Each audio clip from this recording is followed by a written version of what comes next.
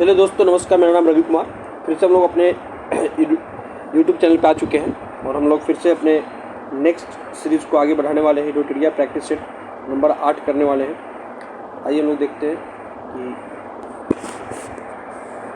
चलिए आगे हम लोग बढ़ते हैं। लार का सलाइवा का मतलब, लार मतलब सलाइवा, पीएच मान कितना होता है?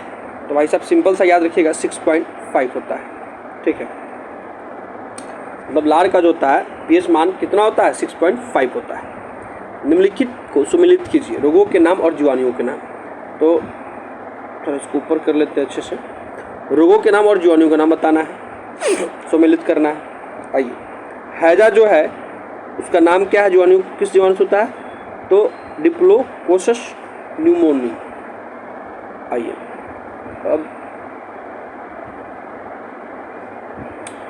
टीबी रोग,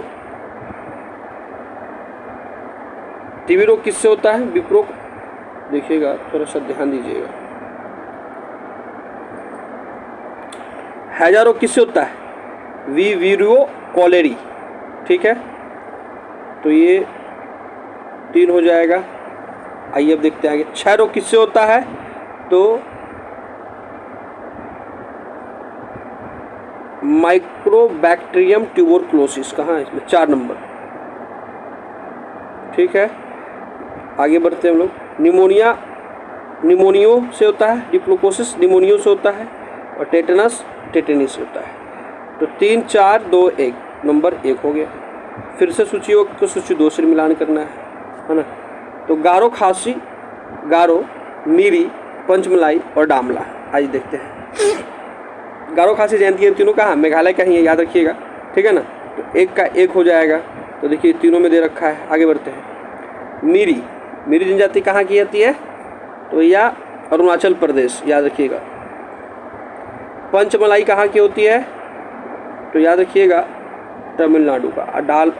अडालमा झारखंड का। तो हो गया आपका 1 है ना। फिर उसके बाद से 3, ठीक है। फिर उसके बाद से 2, ए ऑप्शन हो जाएगा। चलिए आगे बढ़ते हैं। मीरी कहाँ की होती है? अरुणाचल प्रदेश। और पंचमलाई तमिलनाडु और डालमा झारखंड। कह रहा है कि सूची को सूची 2 से फिर मिलान करना है। तो दुलहस्ती, गांधी सागर, उकाई, तवा। देखिए तवा तो तवा नदी पे है, याद रखिएगा, सिंपल सा, इसी से पकड़ लेंगे। अगर ये चारों का चारों डी तो नहीं पकड़ाएगा। आइए अब देखते हैं दुलहस्ती कहाँ है। तो दुलहस्ती याद रखिएगा आपका किस नदी पे है? दुलहस्ती कहाँ गया? ये है ना। तो दुलहस्ती आपका जो है चंबल नदी पे है। ठीक है, जम्मू एंड कश्मीर में। गांधी सागर आपका पड़ जाएगा ताप्ती पे और उकाई चिनाब पे। हो गया आंसर अपना, क्या हो गया? डी।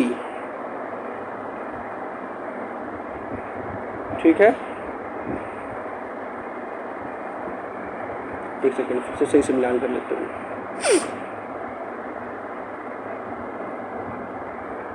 देखिए दुलहस्ती, गांधी सागर, उकाई, तवा। तवा तो तवा नदी पे है, सिंपल सा है। ठीक है, उकाई परियोजना अपना ताप्ती नदी पे है। ठीक है, उसके बाद से गांधी सागर जो हो जाएगा आपका चंबल पे है। ठीक है, और दुलहस्ती जो है चिनाब पे है, जो जम्मू एंड कश्मीर में है। और चंबल आपका गांधी सागर। ठीक है, चलिए अब इसमें हो जाता है 2, 1, 3, 4।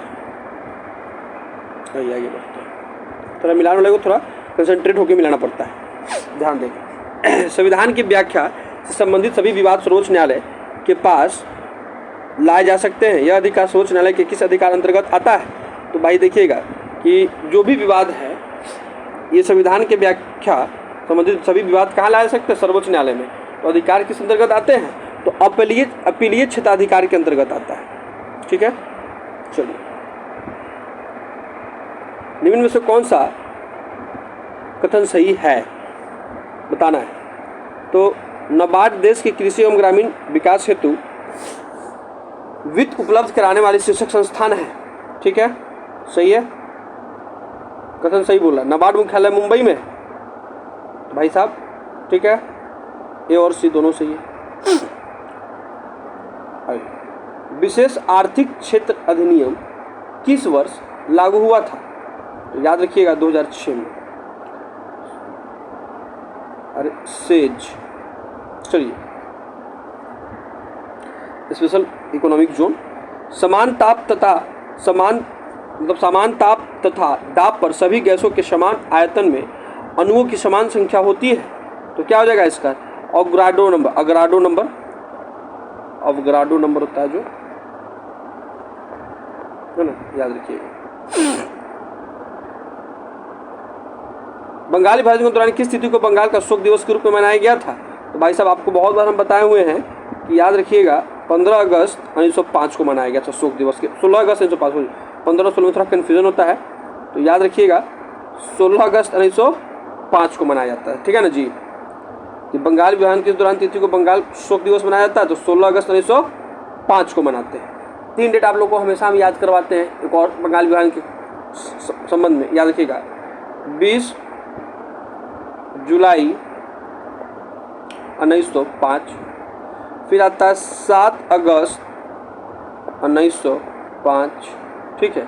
और इसी संबंध में एक और आता है 16 अक्टूबर 1905। ये 3 डेट बड़ा इंपॉर्टेंट है, क्योंकि याद रखिएगा इस दिन घोषणा हुआ था, इस दिन टाउन हॉल में सब लोग जमा हुए थे, एकत्रित हुए थे, और 16 अगस्त 1905 को कर्जन के द्वारा क्या घोषणा कर दिया गया, बंगाल विभाजन कर दिया गया। वही 1911 में क्या कर दिया गया, उसको रद्द कर दिया गया हार्डिंग के टाइम में। और यही क्वेश्चन एक और क्या बन गया हम लोगों का, याद ध्यान दीजिएगा कि बंगाल विभाजन के दौरान किस तिथि को बंगाल का शोक दिवस के रूप में मनाया जाता है? तो 16 अगस्त 1905। राष्ट्रीय हरित अधिकरण NGT मतलब नेशनल ग्रीन ट्रिब्यूनल की स्थापना भारत सरकार किस वर्ष की थी? तो भैया 2010 में। सिंपल सा आंसर क्वेश्चन। निम्नलिखित में से कौन सा क्रिप्स मिशन के साथ कांग्रेस के अधिकार वार्ताकार थे? तो कह रहा है कि क्रिप्स मिशन के साथ कांग्रेस के आधिकारिक वार्ताकार कौन थे? तो पंडित महात्मा गांधी और सरदार पटेल, ठीक है। आचार्य JV कृपलानी और सी गोपालाचारी, ठीक है, गोपालचारी। पंडित जवाहरलाल नेहरू और मौलाना आज़ाद, डॉक्टर राजेंद्र प्रसाद और रफीक अहमद किदवई। भाई साहब पंडित जवाहरलाल नेहरू और मौलाना आज़ाद, याद रखिएगा। ये 2 लोग जो थे वो क्रिप्स मिशन के साथ आधिकारिक वार्ता गए थे कांग्रेस की तरफ से। किसी वस्तु का द्रव्यमान उसके माप का डैश है, क्या है? माप का डैश है, तो जड़त्व का, याद रखिएगा। चलिए दोस्तों आगे बढ़ते हैं हम लोगों। ध्वनि का एक महत्वपूर्ण अभिलक्षण तारतम्य पिच है जो निर्भर करता है, तो आइए हम देखते हैं तीव्रता पर, गुणता पर, आवृत्ति पर, आयाम पर। इसका आंसर क्या हो जाएगा भैया? आवृत्ति पर हो जाएगा ना। ध्वनि एक महत्वपूर्ण अभिलक्षण तारतम्य पिच है जो निर्भर करता है आवृत्ति पर करता है, याद रखिएगा, ठीक है। चलिए आगे बढ़ते हैं। वायु का तापमान कम होने पर सापेक्ष आर्द्रता पर क्या प्रभाव पड़ता है? तो भैया देखिएगा वायु का जब तापमान जब कम होता है ना, तो सापेक्ष आर्द्रता का प्रभाव क्या पड़ता है? बढ़ जाता है, याद रखिएगा। क्या प्रभाव पड़ता है? बढ़ जाता है। आगे बढ़ते हैं। हड़प्पा कालीन किस स्थल से खेल का मैदान मिला है? तो याद रखिएगा स्टेडियम या खेल का मैदान या धौलावीरा से मिला है, याद रखिएगा भाई साहब। चिपको आंदोलन के जन्मदाता के रूप में किसको मानते हैं? तो सुंदरलाल बहुगुणा को मानते हैं, है ना, याद रखिएगा। नर्मदा बचाओ मेगा पाटेकर। मानव का हृदय कितने भागों में विभाजित होता है? 4 भागों में, याद रखिएगा, है ना। Left article, right article, left artery, right artery, है ना। 4 भागों में ऐसे ही क्या होता है? विभक्त होता है, याद रखिएगा। थोड़ा सा ऐसे ही होता है दिल का, जो दिल का साइन से बनाते हैं ना, ऐसा हट नहीं होता हम लोग का, थोड़ा सा से होता है। और इसको 4 भाग में क्या होता है? विभक्त होता है। ये होता है लेफ्ट राइट आर्टरीज, ये होता है लेफ्ट आर्टरीज, एक होता है लेफ्ट आर्टिकल, दूसरा होता है लेफ्ट वर्टी आर्टिकल। चलिए हो गया। वर्ष 1927 में बटलर कमेटी का उद्देश्य क्या था? तो यह देखिएगा, याद रखिएगा कि अंग्रेजी सरकार एवं देशी राज्यों के बीच जो संबंध था ना वो खराब हो चुका था, तो उसी को सुधारने के लिए बटलर कमेटी आया था 1927 में, ठीक है ना। बटलर कमेटी इसलिए आया था, ठीक है। बौद्ध धर्म एवं जैन धर्म में किस विषय में अंतर है? तो भैया आत्मा में। किस सिख गुरुओं की हत्या मुगल द्वारा की गई थी? तो तेग बहादुर का भी किया गया था और अर्जुन देव का भी किया गया था, ठीक है ना। आगे बढ़ते हैं। महावीर स्वामी ने अपना पहला उपदेश कहाँ दिया था? कह रहा है कि महावीर स्वामी ने अपना पहला उपदेश कहाँ दिया था? तो याद रखिएगा भाई साहब, पहला उपदेश ना राजगृह में दिया था। महावीर स्वामी ने अपना पहला उपदेश कहाँ दिया था? राजगृह में दिया था। वही बोल देगा कि महात्मा बुद्ध ने कहाँ दिया था? तो सारनाथ में। सबसे सर्वाधिक कहाँ दिया था? तो श्रावस्ती में दिया था। निम्न में से कौन सी यांत्रिक तरंग है? तो याद रखिएगा कौन सी है? ध्वनि तरंग जो है यांत्रिक तरंग है। भोपाल गैस ट्रेजेडी किस गैस रिसाव से हुआ था? मिथाइल आइसोसाइनेट से हुआ था। राष्ट्रपति पर महाभियोग के संदर्भ में कौन सा कथन सही नहीं है? देखिए सही नहीं है पूछ रहा है, ठीक है ना। तो याद रखिएगा राष्ट्रपति पर महाभियोग प्रक्रिया अनुच्छेद 61 में दी गई, एकदम सही है। राष्ट्रपति द्वारा संविधान का अतिक्रमण किए जाने पर उसके विरुद्ध महाभियोग चला जा सकता है, ये भी सही है, ठीक है। आगे पढ़ते हैं और भी ऑप्शन। महाभियोग संसद द्वारा चलाई जाने वाली एक अर्ध न्यायिक प्रक्रिया है, क्या है? ये भी आपका सही है। महाभियोग का प्रस्ताव केवल लोकसभा में नहीं भाई साहब, ये गलत हो जाएगा ना। क्या है? लोकसभा और राज्यसभा कहीं भी लाया जा सकता है, ठीक है ना दोस्त। चलिए किसी राज्य की विधान सभा में अधिक से अधिक कुल कितने सदस्य हो सकते हैं? तो भाई अधिक से अधिक कितने? 500। चलिए, और मिनिमम 40। ये बढ़ते हैं तो ये एक्सेप्शन होता है। 20 सूत्रीय आर्थिक कार्यक्रम किस वर्ष शुरू या आरंभ किया गया था? तो 1975 में 20 सूत्रीय आर्थिक कार्यक्रम 1975 में शुरू किया गया था, याद रखिएगा। निम्नलिखित में से कौन सा मौलिक अधिकार या मूल अधिकार भारतीय नागरिकों के साथ विदेशियों को भी प्राप्त है? ठीक है ना। तो विधि के समक्ष समानता और विधि के समक्ष संरक्षण समान पूछ रहा है, मतलब किसको है? अपराधों के लिए दोषी से संरक्षण, ठीक है, ये भी है। प्राण एवं देश स्वतंत्रता का संरक्षण, ये भी है, यानी तीनों है इसमें। एक बात ध्यान दीजिएगा, क्वेश्चन क्या हम लोग को बोला है कि यहाँ पे भारतीय नागरिकों के साथ साथ विदेशियों को भी प्राप्त कौन सा मौलिक अधिकार है? तो देखिएगा, याद रखिएगा आर्टिकल कितना कितना इसमें 15 है ना, 15, 16, 19, 29, 30, हाँ, उसके बाद से ये जो आर्टिकल जो हो गया ना आपका, ये क्या है? ये सिर्फ और सिर्फ भारतीयों को प्राप्त है मौलिक अधिकार, ठीक है, भारतीयों को प्राप्त है। और विदेशी नागरिक के साथ साथ भारतीयों को भी कौन सा प्राप्त है? आइए देखते हैं, उसमें आर्टिकल आपको बता देते हैं। देखिएगा 14 जो क्या कहता है? विधि के समक्ष समानता का अधिकार, जो अभी बोला है संरक्षण, 14 हो गया। अपराधों के लिए दोष, मतलब आर्टिकल 20, याद रखिएगा 20 भी प्राप्त है, विदेशियों के साथ साथ भारतीयों को भी प्राप्त है। 21 का क है ना, 14, 20, 21 और 21 का क दोनों प्राप्त है, ठीक है। उसके बाद से 24 भी है, ठीक है, 25 भी है, 26 भी है, 27 भी है, 28 भी है। मतलब इतने जो है ना आर्टिकल, ये सब विदेशी नागरिकों को भी प्राप्त है और भारतीय नागरिकों, लेकिन 15, 16, 19, 29, 30 ये सिर्फ और सिर्फ भारतीयों को प्राप्त है। वही बात यहाँ भी पूछा है। चलिए आगे बढ़ते हुए, आइए बैलगाड़ी कह रहा है कि बैलगाड़ी किस चित्रकारी की कृति है? तो भैया अबुल हसन की। चलिए आगे बढ़ते हैं। भारत में मिश्रित अर्थव्यवस्था का अर्थ होता है, मतलब भारत में मिश्रित अर्थव्यवस्था का अर्थ होता है क्या? आइए देखते हैं।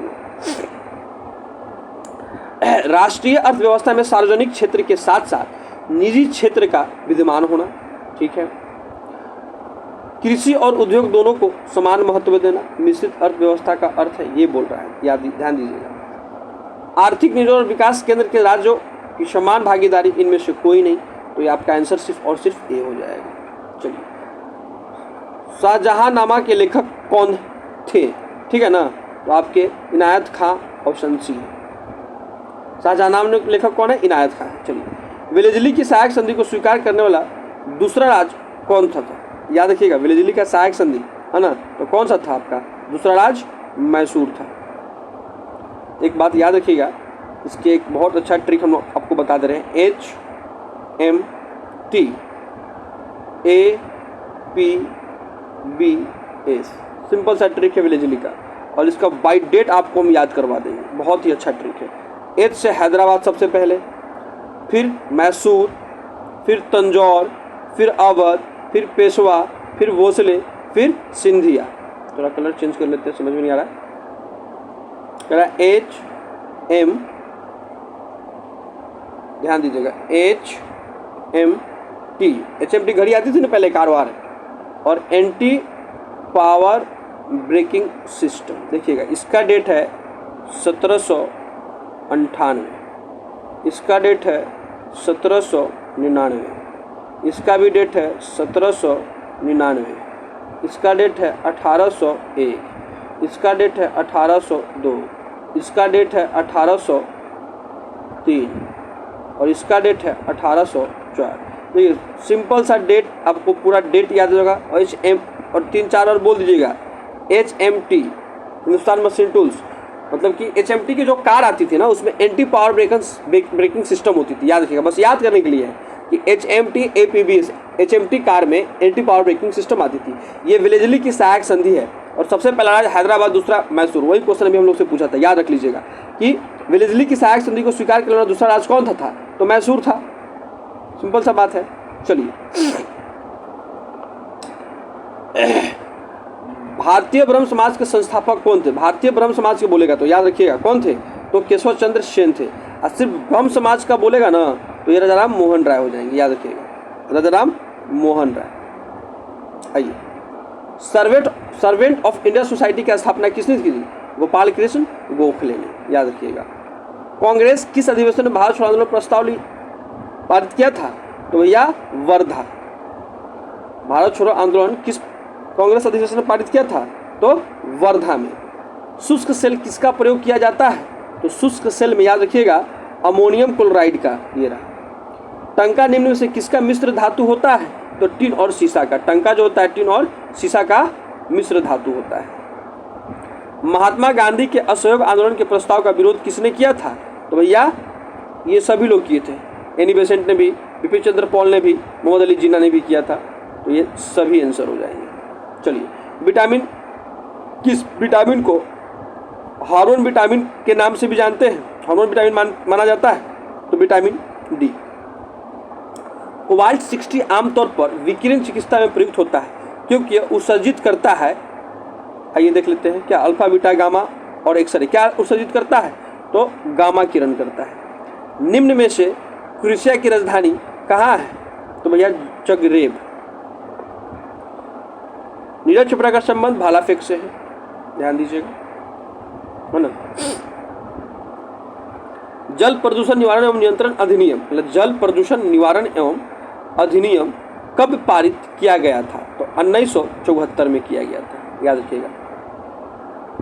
सुबनसिरी एवं धनसिरी नदियाँ किस राज्य में प्रवाहित होती है?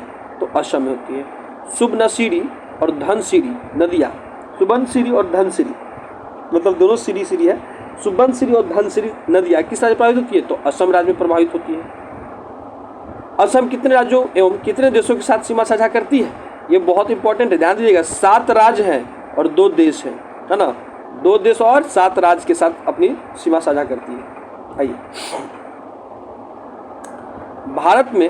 भारत के राज्यों में क्षेत्रफल की दृष्टि से बिहार का कैवा स्थान है? तो यह 13वां स्थान है। भारत की जलवायु कोपेन वर्गीकरण के अनुसार किस प्रकार के जलवायु का प्रतिनिधित्व करती है? तो मानसून गर्म ग्रीष्म के साथ। अरल सागर किन 2 देशों की सीमा पर अवस्थित है? तो उज्बेकिस्तान और कजाकिस्तान, ठीक है ना। कह रहा है कि अरल सागर किन देशों की सीमा पर स्थित है? उज्बेकिस्तान और कजाकिस्तान।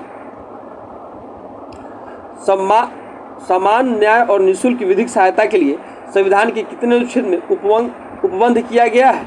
तो अनुच्छेद 39 के क में किया गया है, याद रखिए। 39 के क है, 39 का क कहता है कि समान न्याय और निःशुल्क विधिक सहायता के लिए किस अनुच्छेद में किया गया है? तो 39 के क में किया गया है। अनुच्छेद 21 एक निम्नलिखित में से किस संशोधन द्वारा जोड़ा गया था? तो 86वां संविधान संशोधन 2002 में, याद रखिएगा भाई साहब, 2002 में 86वां संविधान संशोधन। निम्नलिखित में से कौन सा सम्मिलित नहीं है ना। कौन सा सम्मिलित नहीं है बताना है। आइए, कौन सा सम्मिलित नहीं है? तो इसमें कहता है केंद्रीय अन्वेषण ब्यूरो 1963 में, एकदम सही है। केंद्रीय सशक्ता आयोग 64 में सही है। भ्रष्टाचार निरोध कानून, ये आपका गलती हो जाएगा। और प्रवर्तन निदेशालय 56 में, ये भी सही, ये भी सही, ये भी सही। आपका आंसर ये हो जाएगा। ठीक है दोस्तों, क्या हो जाएगा आपका आंसर? सी हो जाएगा। आइए आज हम लोग यहीं पे अपनी क्लास को ख़त्म करते हैं, फिर आपसे कल मिलेंगे नए प्रैक्टिस सेट के साथ। और आप लोग लाइव क्लास भी ज्वाइन कर सकते हैं। हम लोग लूसेंट और एनसीईआरटी का सीरीज, और उसमें आपका बीपीएससी यूपीएससी का कुछ प्रीवियस क्वेश्चन बैंक हम लोग लेके आते हैं। फिर से घटना चक्र का पॉइंटर है, उसके बाद उसमें आपका बहुत ही बेहतरीन रेलवे का स्पीडी जो समान अध्ययन की किताब आती है उसको, और भी चीज़ हम लोग बहुत सम्मानित करते हैं। और धीरे धीरे आगे बढ़ेंगे हम लोग। एनसीईआरटी की भी सीरीज अभी चलाने वाले उसमें है, जो कि आपका हम लेके आएंगे बहुत जल्द, कि उस पर काम चल रहा है अभी। तो आप लोग उस पर जुड़े। 4:30 से लगभग 5 बजे हम लोग डेली लाइव आते हैं और बहुत ही बेहतरीन डिस्कशन होता है उसका। तो लाइव डिस्कशन करिए, उसमें आप कमेंट पूछिए, कोई भी प्रॉब्लम होता है आप लोग लाइव कमेंट कीजिएगा, लाइव आपको समाधान मिलेगा। और हर चीज़ जो होता है ना, इंटरेक्ट होने से होता है। जब भी आप पढ़ने बैठिएगा लाइव में ज़्यादा आपको फ़ायदा होगा, क्योंकि उसमें क्या होता है तो लोग एक जगह बैठ के 10-15 स्टूडेंट बढ़ के उसको क्या करते हैं, उसको हम लोग इंटरेक्ट करते हैं और डिस्कशन करते हैं बहुत बेहतरीन ढंग से। चलिए दोस्तों, नमस्कार। आप लोग भी आगे की तैयारी करें, हम भी करते हैं। आइए बढ़ते हैं।